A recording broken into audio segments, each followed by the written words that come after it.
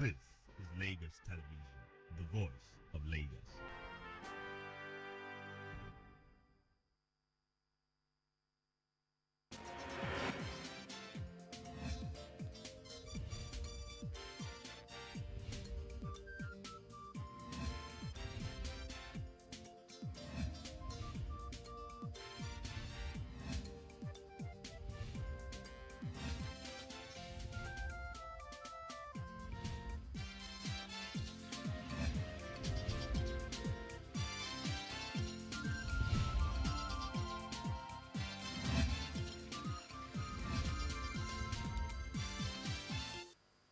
Good afternoon. Welcome to the news on Lagos Television. I am Bababumi Agbibi.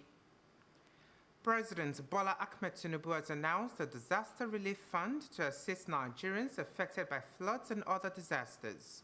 He said the relief fund is already expedient as the climate becomes more unpredictable and many places in the country are vulnerable to its vagaries. President Tinubu announced this at the Borno Government House when he visited the state to sympathize with the government and people over the recent flooding from Lau Dam. Senate President Godswill Akpabio, who accompanied the president on the visit, said the National Assembly will collaborate with the executive to establish the fund while urging the private sector to contribute. The president visited the Shehu of Borno, also visited an internally displaced persons camp at the government secondary school in Maiduguri, and had a drive-through of the areas affected by the disaster. Was a natural one, not the making of anybody. They can't pass blames, we can say anything but what the wish of Allah has prevailed. May the soul of those who departed rest in perfect peace. I've been thinking of how do we tackle this kind of a problem, whether it's climate change or any other means. But there must be a disaster relief fund for the victims. And I'm going to invite organized private sector to team up with the government. We'll do that together. Yes. And retool and rebuild, affected areas from here. You probably will say, make it better. Let me assure you that we're going to be with you with Borno State and make sure that we share the burden together. The disaster happened in almost 3 states: Borno State, the War State, Yobe State, and a part of Bauchi, and in fact, I must say northeastern states of Nigeria. And Mr. President, the Parliament first must sympathize with you and must condole with you. Anything that happens in your domain to any of your citizens in any part of the country, it's our business to share in your grief. The president further extended his sympathy to the government and the people of Yobe State and all the states affected by flooding and pledged his government's continued support for victims of natural disasters. The governor of Borno State thanked the president for the visit and commended the prompt intervention of the federal government agencies, particularly NEMA and the military's Theater Command, in evacuating stranded victims. At the palace, the Shehu of Borno, Abubakar Umar Garuba El Kanemi, thanked the president for the honor of visiting the state. The Shehu of Borno urged the president to investigate the cause of the Lau Dam collapse and overflow into the town to prevent a recurrence. The presidency has announced the takeoff of the $550 million upstream gas project between the Nigerian National Petroleum Company Limited and Total Energies on the development of the Ubeta field. The special advisor to the president on energy, Olo Trahan, disclosed this at an inaugural United States-Nigeria Strategic Energy Dialogue hosted by the U.S. State Department in Washington, D.C. Speaking at a luncheon organized as part of the inaugural dialogue, Trahan said the upstream gas project would deliver 350 million standard cubic feet of gas per day when operational. Trahan said that major energy reforms introduced by President Bola Tinubu since June 2023 focused on improving energy security, attracting investments, and deepening collaboration with key partners, including the U.S. government, stressing that the key reforms had improved the viability of the gas-to-power value chain of the country.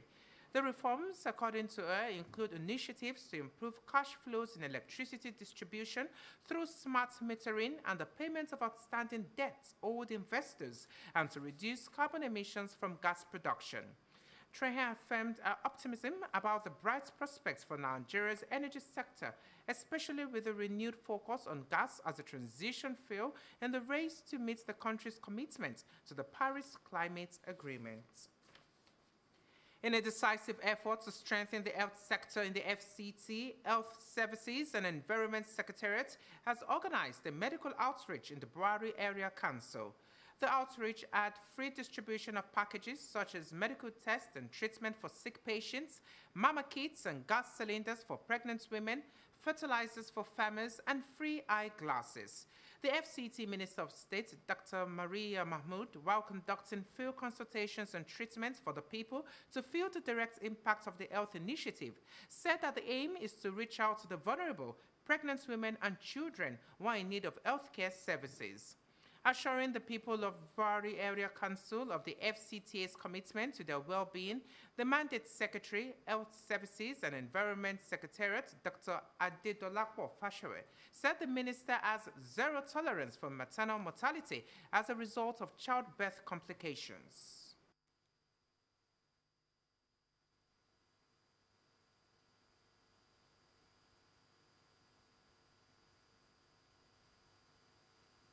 Prescription we have done here today is for 1 month. So at least for 1 month, for those who are hypertensive, diabetic, and other chronic illnesses, you can save the money of your medicine and use it for other things. Health insurance has been declared free for every pregnant woman in FCT. Not only for the pregnant woman, for the child that will be delivered, the first year of its life, it will access free care. When I say free, even if you have to do a cesarean section, you are covered under our health insurance scheme. So Dalakbo Fasha was speaking there. Here in Lagos, Governor Babajide Sanwo-Olu, represented by his deputy, Dr. Bafemi Amzet, has led a delegation to the reopening of the Udo-Yalaru Bridge. Dr. Bafemi Amzet says the bridge, which was supposed to be repaired in 90 days, was done in 54 days. He urged Lagosians to protect the infrastructure and put it to good use.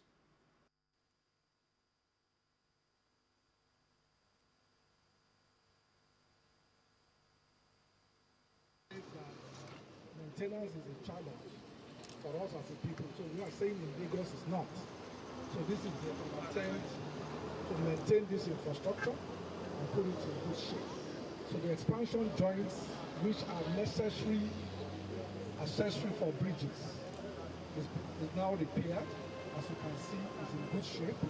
And all the manholes that were stolen have now been repaired. These new manhole covers, they are fibers, they are not metal. So if you take it, it's useless. So we are telling our people here that please let it be. It's to protect human beings so that they don't fall off from the bridges. So we've done 2 things. We will protect it with technology and human resource, and then 2, we make sure it has no value to you if you take it. So it's a double, but it's important to let people know so that they don't take it and then realize that it's useless. Recall that the bridge had in the past caused traffic. In sports, the Nigerian Boxing Board of Control, NBBOC, has commended the performance of professional boxers in the country. President NBBOC Rafiu Ladipo said they will continue to put in place an enabling environment for more promoters to support the growth of boxing in the country. We have more in this report. Nigerian cruiserweight boxer Afeni Idris Abiodun has charged corporate bodies to support government efforts in developing boxing in the country. He also called on Nigerian boxers in diaspora to give their own support to aid the growth of boxing in the land. Afeni Idris Abiodun during the week matched words with action when he organized the Ring Conflict Boxing Championship at the sports complex of the Oshodi local government. The bout, put together by Bullish Boxing Promotion in conjunction with AC Aditech Global, saw boxers slug it out in the ring for ranking points and pride. As far as boxing is concerned, most especially in professional boxing, we want government and the private sector to come in so that we can have more of professional fights that will be coming up this week. You can see the number of people that came to watch this fight. When we're having this type of fight, this type of show, at least once in 2 months or once in the quarter of a year, it will move this game forward. There's been another night of boxing. And we're happy that it ended well. What we are looking for, we're already getting it in this new and debutant boxers who are doing well. In results of bout, Kabiru Towolawi won via technical knockout in the cruiserweight division over Babatunde Idowu. Idowu Adebowale lost to Anima Shaun Jamiu via technical knockout in round 1 in the light heavyweight challenge. Robinson Kehinde lost to Adegoke Samson via technical knockout in the super welterweight contest. Fagunwa Emmanuel triumphed via unanimous decision in the welterweight bout over Toyemo. Both fighters were debutants. Uchechi Kanayo lost to Sofiat Latif via knockout in round 3 of the female bout. Kazima Jiboy was victorious in the super welterweight via technical knockout in round 3 over Olaiya Tajuddin.